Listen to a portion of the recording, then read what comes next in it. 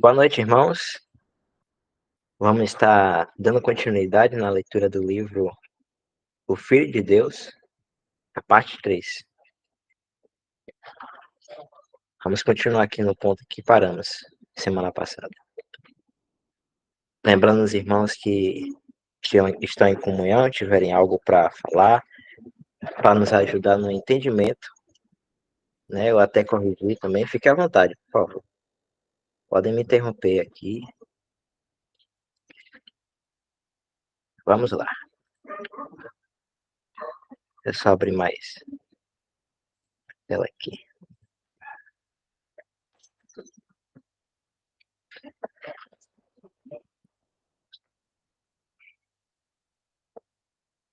E não podemos, às vezes, desviar-nos para contemplar mais atentamente para a sua pessoa. É uma pergunta. E não podemos, às vezes, desviar-nos para contemplar mais atentamente para a sua pessoa enquanto seguimos os atos de sua vida ou os segredos de seu amor e verdade? Faz parte da obediência de fé fazer isso. O temor do Senhor é limpo. Samuel 19:9. Acredito que seja Samuel aqui. Mas há um temor que não é totalmente limpo, contendo algum espírito de escravidão e descrença. A recusa em virar-se e contemplar tais visões tão grandiosas como essas pode revelar esse espírito. Eu reconheço o ministério e que o ministério é grande. Portanto, foi uma visão grande.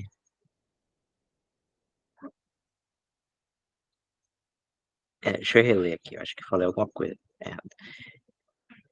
Eu reconheço o mistério e que o mistério é grande. Portanto, foi uma visão grande e misteriosa que Moisés se voltou para ver. Mas com os pés descalços, ele ainda poderia olhar e ouvir. Se ele não tivesse se virado, ele teria ido embora sem ser abençoado. Mas ele ouviu até descobrir que o Eu Sou estava na sarça, e mais ainda, que o Deus de Abraão também estava lá.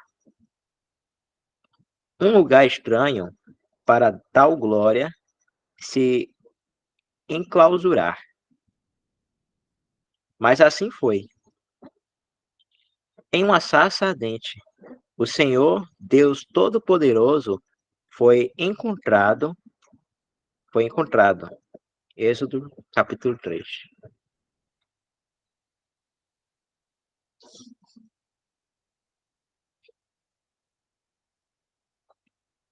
E supondo que eu vá ao Calvário e olhe lá para o pastor ferido, quem encontrarei, se tiver os olhos abertos, senão o companheiro do Senhor dos Exércitos?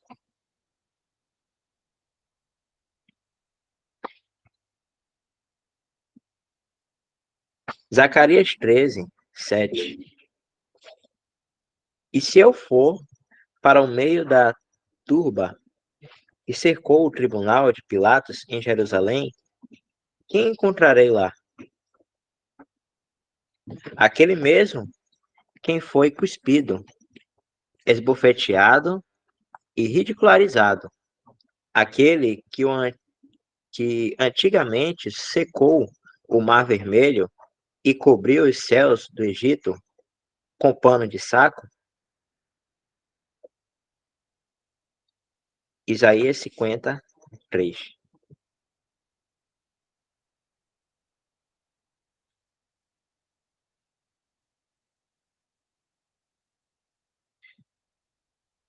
E eu pergunto,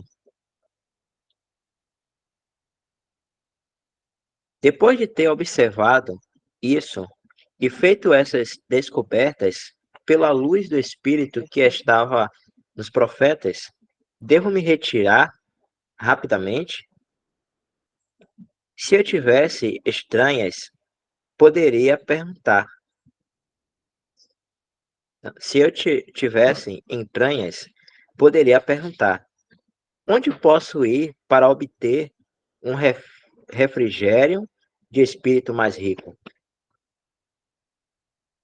Se minha fé descobrir, no entristecido e insultado Jesus, entre os homens de Herodes e os oficiais dos romanos, o Deus que fez suas maravilhas antigamente na terra de Cã, não devo demorar-me aquele monte,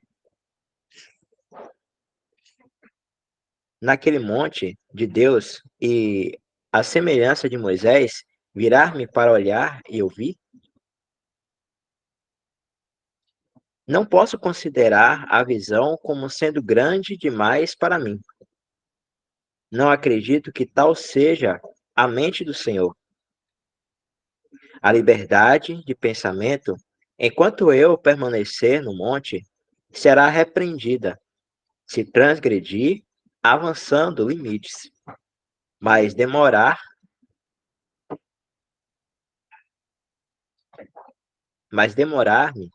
ali não é transgressão, mas adoração.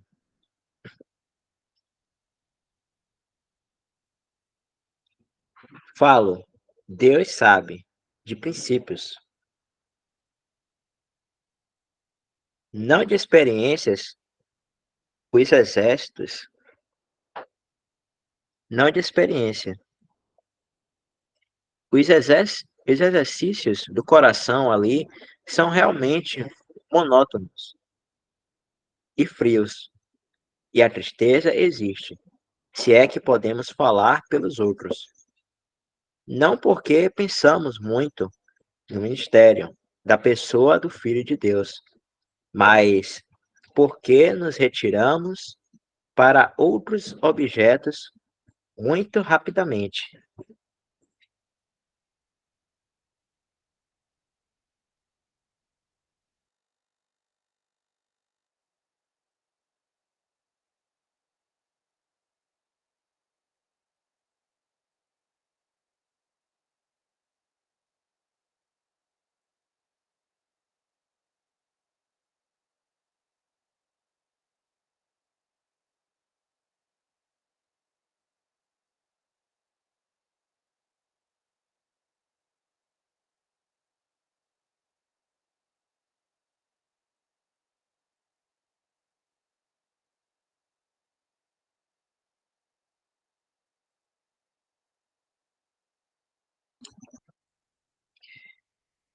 Essa pessoa será a eterna maravilha e ornamento da criação de Deus. Alguns podem reconhecer, em geral, a humanidade e a divindade naquela pessoa, mas também devemos reconhecer a plena e imaculada glória de cada uma delas. Nem a alma, nem o homem moral, nem o templo do corpo devem ser profanados. O homem inteiro deve ser justificado e honrado.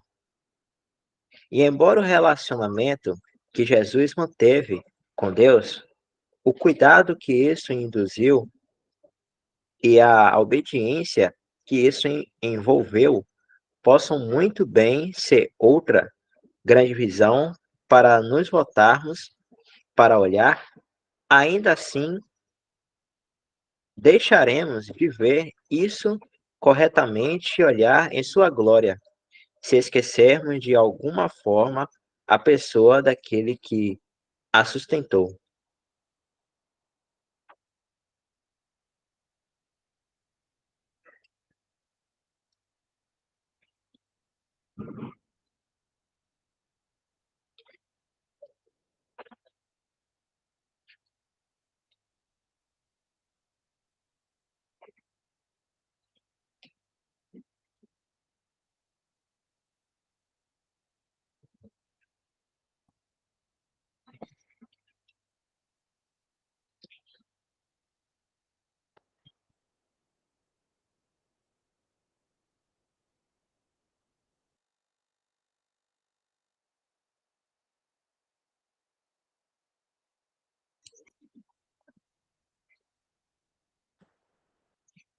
Um dos martírios dos dias da Rainha Maria escreveu assim em sua prisão: Ele fez tudo, comprou tudo e pagou caro por tudo. Com seu próprio corpo imaculado, ele libertou os seus corpos do pecado, da morte e do inferno. E com seu preciosíssimo sangue pagou seu resgate e seu preço total, de uma vez por todas e para sempre. O raciocínio divino, na Epístola aos Hebreus, entre outras coisas, evidencia isto, que a eficácia do sacerdócio de Cristo depende inteiramente de sua pessoa. Leia os primeiros 7 capítulos. Que palavras são essas? Em nosso sacerdote, devemos encontrar um homem, alguém capaz de socorrer os irmãos, por ter sido tentado como eles, de modo que devemos ver nosso sumo sacerdote passando para os céus em meio aos sofrimentos e tristeza da cena aqui. Certamente sim, mas em nosso sacerdote devemos encontrar também o Filho, porque em nenhum outro participante de carne e sangue havia o poder de uma vida indissolúvel. Hebreus 7:16.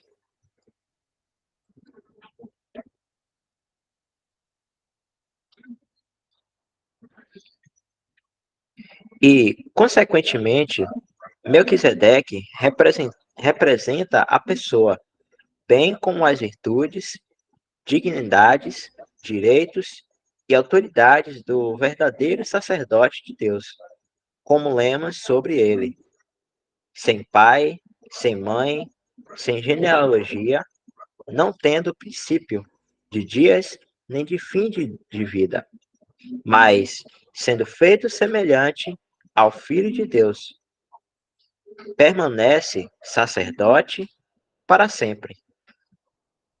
Hebreus 7, de 1 a 3.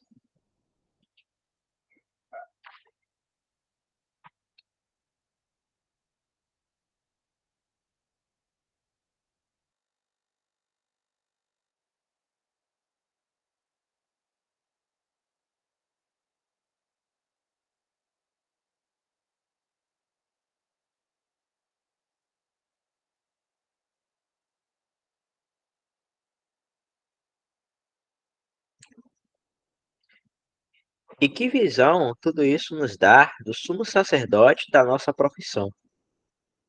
Ele desceu do céu na glória pessoal e plena do Filho. E no devido tempo, ele subiu ao céu, carregando a virtude de seu sacrifício pelo pecado e aquelas compaixões que socorrem os santos. A fé se familiariza com todo este caminho de Jesus. Reconhece nele o Filho enquanto ele habitou em carne entre nós. E quando sua senda de humilhação e sofrimento terminou aqui, a fé reconhece o homem uma vez rejeitado e crucificado, glorificado nos céus.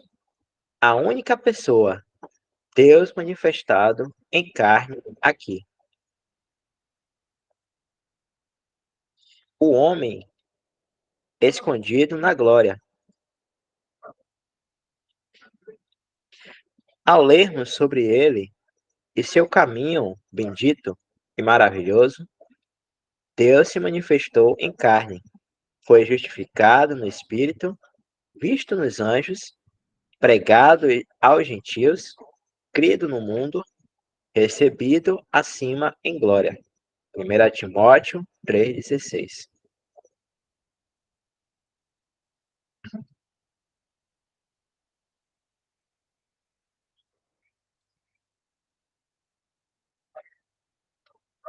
Nota do autor: ele era, de fato, o verdadeiro homem e o verdadeiro Deus em uma pessoa.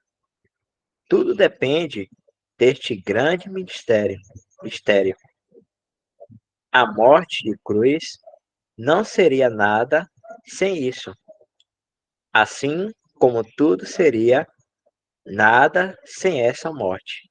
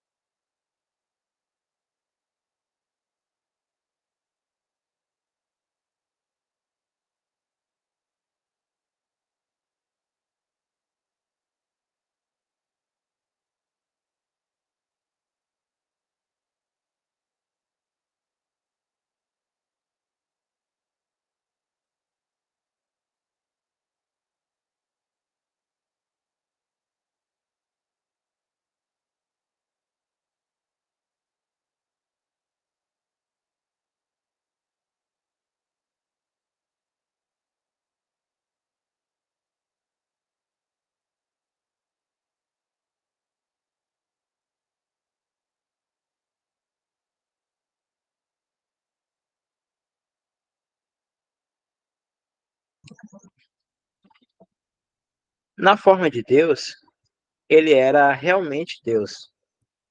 Na forma de servo, ele era realmente um servo. Ele não teve por usurpação ser igual a Deus.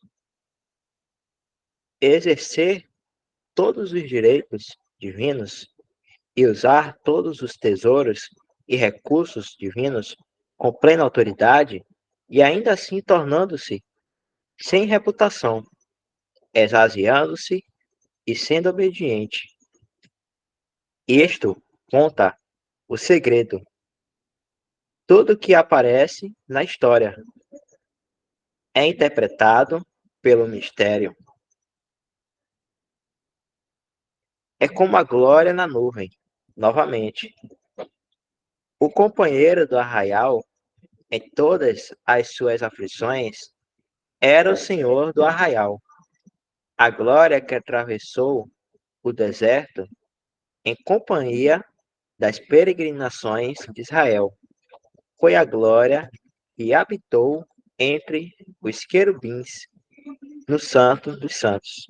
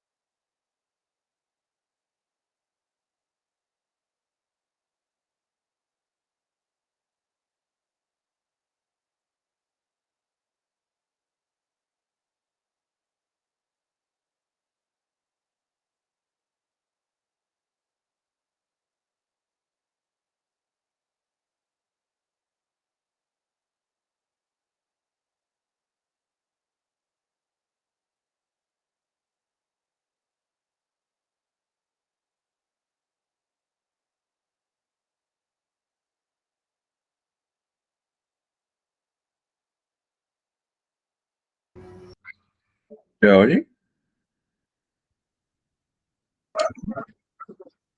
Oi, irmão.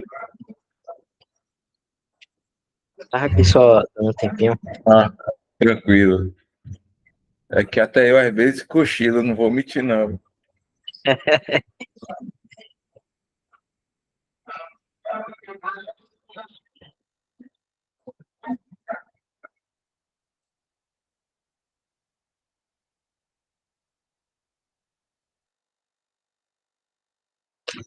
Vamos continuar aqui. Mas as palavras adicionais desta escritura, Filipenses 2, me convidam a continuar um pouco mais. Pelo que também Deus o exaltou soberanamente. Versículo 9.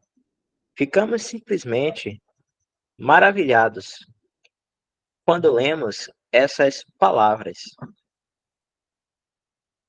pois o que podemos perguntar poderia,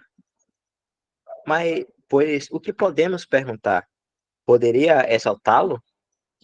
Antes de iniciar sua senda de sofrimento e glórias, ele era em si mesmo infinitamente grande e bendito. Nada poderia exaltá-lo pessoalmente, sendo como ele era o Filho. Sua glória era divina, era indescritível e infinita.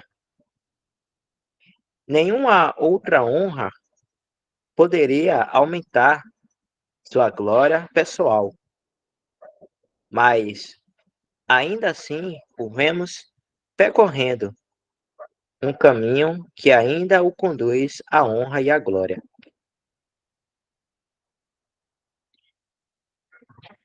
Estranho e excelente mistério.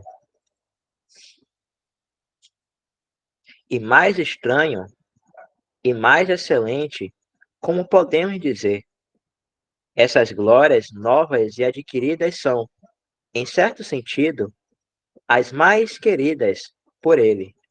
A Escritura nos autoriza a falar, assim como a falar de muitas coisas de sua graça, que o coração nunca teria concebido. E, no entanto, com tudo isso, comparar as coisas divinas com as humanas, como é o caminho da instrução do Espírito. Aquilo de que falo agora é conhecido entre os homens, que o mais elevado entre nós, por nascimento, que um príncipe, filho de um rei, saia e adquira dignidades. Suas dignidades adquiridas, embora não possam elevá-lo pessoalmente, serão suas distinções mais queridas e constituirão os materiais mais escolhidos de sua história na estima dos outros. Algo como isso é intuitivamente entendido entre nós. E o mesmo acontece no mistério indescritivelmente precioso de Cristo com o Filho de Deus. De acordo com os conselhos eternos, ele saiu para a batalha, e as honras que ele adquiriu, as vitórias que ele conquistou, ou ainda irá conquistar, serão seu gozo por toda a eternidade. Era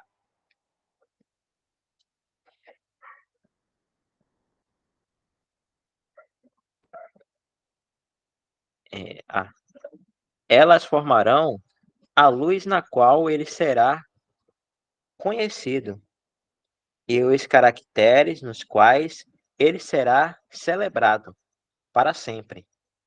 Embora pessoalmente ele habite em uma luz a qual nenhum homem pode se aproximar, e isto ele preza, Jeová Jireh, Jeová Rapá, Jeová Shalom, Jeová Tissidikenu e Jeová Nissi. São todas honras adquiridas. Vamos ver a nota do autor, que o irmão coloca aqui, número 4. Provavelmente deve estar logo abaixo desse texto. Aqui. Nota do texto. Jeová Jireh, o Senhor proverá. É o significado, né, dos nomes que foi dado ao Senhor no Antigo Testamento, né? Jeová Jireh significa o Senhor proverá. Está lá em Gênesis 22:14. Jeová Rafá significa o Senhor que te sara. Êxodo 15:26. Jeová Shalom, o Senhor é paz. Juízes 6:24. Jeová Tsidkenu, o Senhor, justiça nossa. Jeremias 23:6. E Jeová Nissi, o Senhor é minha bandeira. Êxodo 17:15. A gente volta lá para cima agora.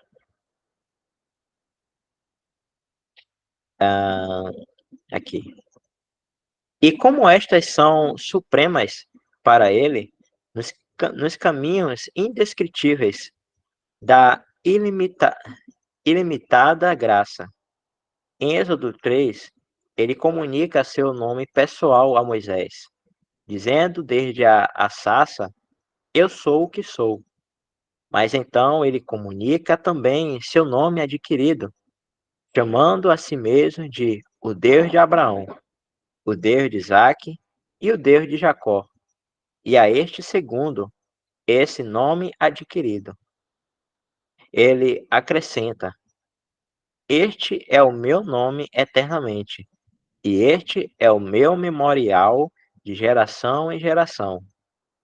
Palavras que nos dizem profundamente como ele valorizava aquela glória que havia adquirido em suas ações pelos pecadores, como também no tabernáculo, o templo onde seu nome foi gravado, foi seu nome adquirido e não seu nome adquirido, foi seu nome adquirido e não seu nome pessoal, que foi escrito e lido ali.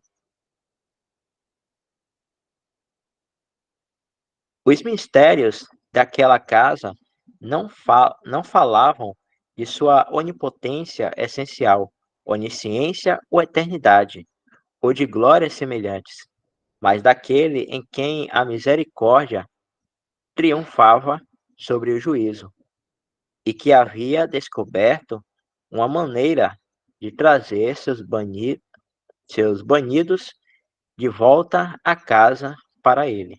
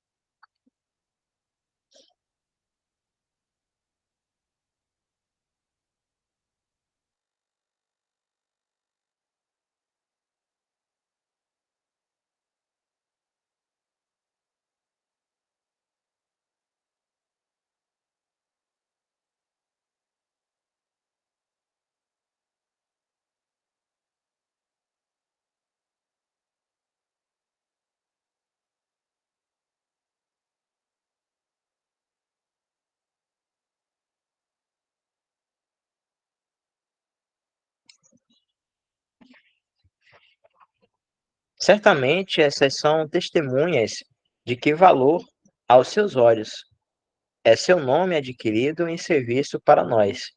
Mas Deus é amor, pode explicar tudo isso. Lá o segredo é revelado. Se as manifestações são excelentes e maravilhosas, as fontes ocultas que se abrem nele nos dão a conhecer tudo. Devemos conhecê-lo como nascido sob a lei, tão certamente como o conhecemos em sua glória pessoal, muito acima de toda a lei. Toda a sua vida foi a vida do, do obediente. E assim, embora fosse Deus sobre tudo, o Jeová de Israel e o Criador dos confins da terra, ele era o homem Cristo Jesus.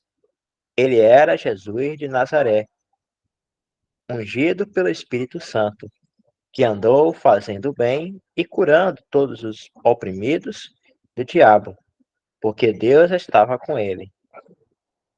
Nessas luzes, nós o vemos, e nessas luzes, lemos sua variada e maravilhosa história.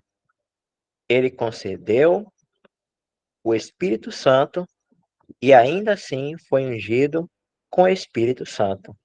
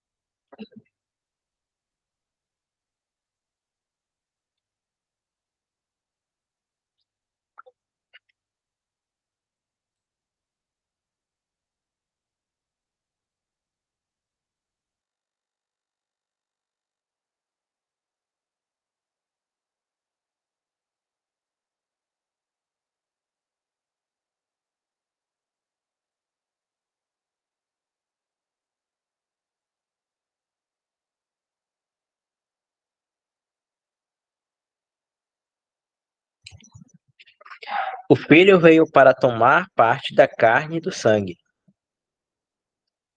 Assim havia transcorrido o caminho e a graça do conselho eterno. Nossas necessidades também exigiam isso. Ele foi achado na forma de homem. Ele foi exercitado em uma vida de total dependência em Deus e cumprindo uma morte que, entre outras virtudes, estava em plena sujeição a ele. Este foi o seu lugar no concerto, e em tal lugar ele agiu e sofreu com perfeição. E daí vieram os serviços e as aflições, os clamores e as lágrimas, os trabalhos e as tristezas do Filho do Homem na terra.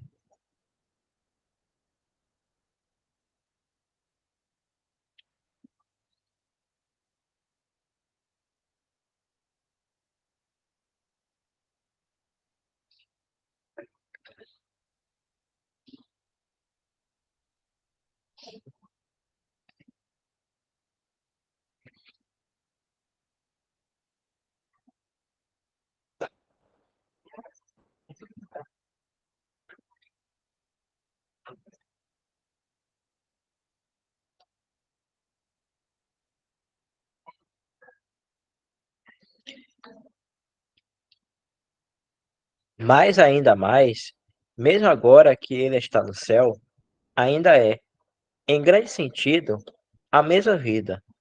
Uma promessa o aguardava ali. E essa promessa ele recebeu e vive até hoje. Assenta-te à minha destra, até que ponha os teus inimigos por escabelos de teus pés.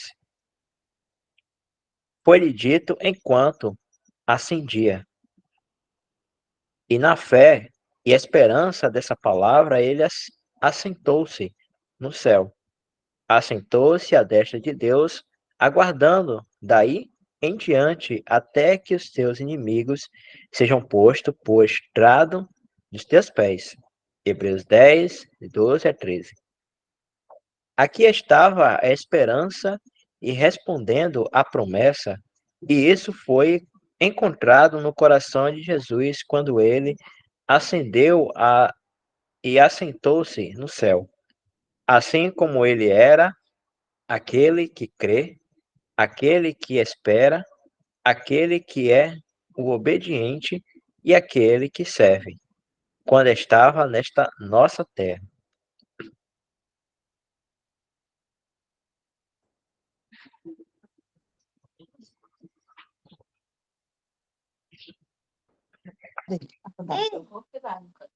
Olá, Manuel, sua sandália tá lá. Vai buscar, vai, para poder lavar os pés.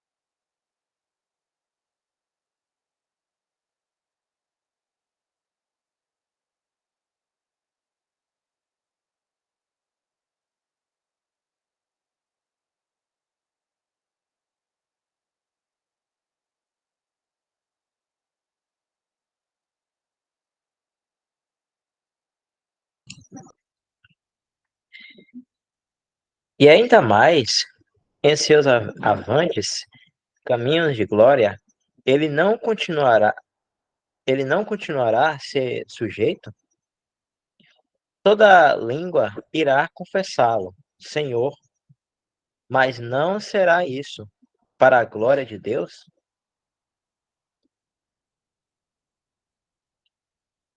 E quando o rei foi entregue, não está ainda escrito: então também o mesmo filho se sujeitará àquele que todas as coisas lhe sujeitou, para que Deus seja tudo em todos? E assim como sujeito aquele que submete todas as coisas a ele, assim nas mesmas regiões da glória vindoura, será seu gracioso deleite servir seus santos, como lemos. Ele se cingirá, os fará sentar à mesa, e chegando-se os servirá. E novamente, e aquele que está assentado sobre trono estenderá o seu tabernáculo sobre eles. Nunca mais terão fome, nunca mais terão sede, nem cairá sobre eles o sol, nem calor algum, porque o Cordeiro que está no meio, diante do trono, os apacentará e os conduzirá às fontes das águas da vida, e Deus lhes enxugará dos seus olhos toda lágrima. 1 Coríntios 12, 37, Apocalipse 7, de 15 a 17.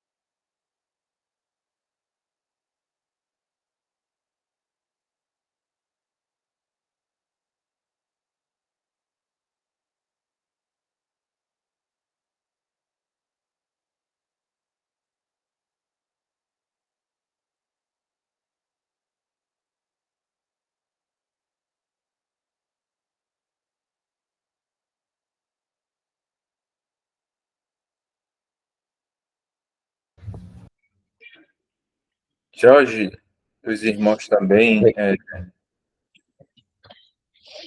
nós finalizamos essa parte 3. A gente tem ainda uns 20 minutos, ou podemos encerrar, ou continuamos na parte 4. O que é que os irmãos sugerem aí? Também está aqui Isaac, Renan, Irlan.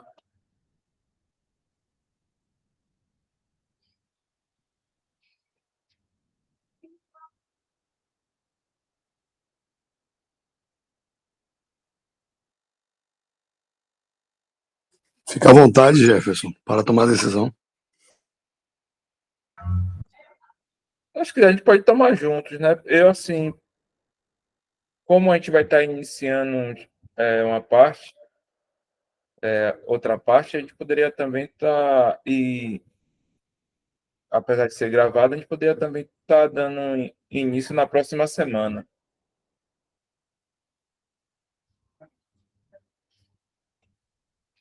Tudo bem aí para os irmãos? Pode ser. Sim, pode ser.